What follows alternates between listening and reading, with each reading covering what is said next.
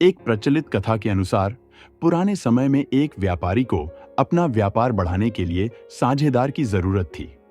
ये बात उसने अपने साथी व्यापारियों को भी बताई। कुछ दिनों के बाद उसके पास एक व्यक्ति आया और बोला कि वह साझेदार बनना चाहता है। व्यापारी को साझेदार चाहिए था, तो उसने उसे भी अपने व्यापार में शामिल कर लिया।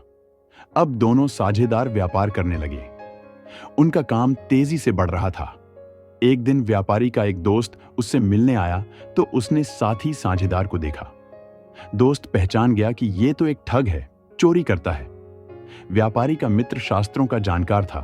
उसने पढ़ा था कि कभी भी किसी की बुराई नहीं करनी चाहिए, इसीलिए उसने नए साझेदार की प्रशंसा की।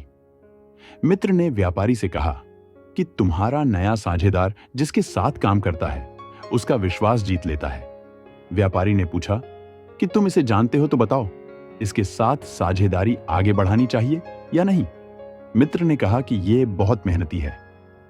व्यापारी इस बात से खुश हो गया क्योंकि नया साझेदार बहुत अच्छा काम कर रहा था। उसकी वजह से व्यापार बढ़ रहा था। कुछ दिनों के बाद उनके पास बहुत धन आने लगा। मौका पाकर ठग साझेदार सारा धन लेकर गायब हो गया। व्यापारी बर्बाद हो गया। उसने साझेदार को बहुत खोजा, लेकिन वह नहीं मिला। तब वह अपने मित्र के पास पहुंचा जो उसे जानता था।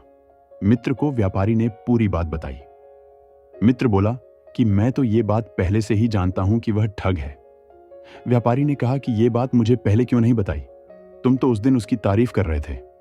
शास्त्रों के जानकार मित्र ने कहा कि भाई, मैं कभी झूठ नहीं बोलता। मैंने सच ही कहा था कि वह अपने काम से विश्वास जीत लेता है। उसने तुम्हारा विश्वास जीत लिया था। मैंने कहीं पढ़ा है कि कभी भी किसी बुराई नहीं करनी चाहिए, इसीलिए उसके ठग होने की बात तुम्हें नहीं बताई। ज्ञानी मित्र की ये बातें सुनकर व्यापारी ने कहा कि तुम्हारे अधूरे ज्ञान की वजह से मैं बर्बाद हो गया।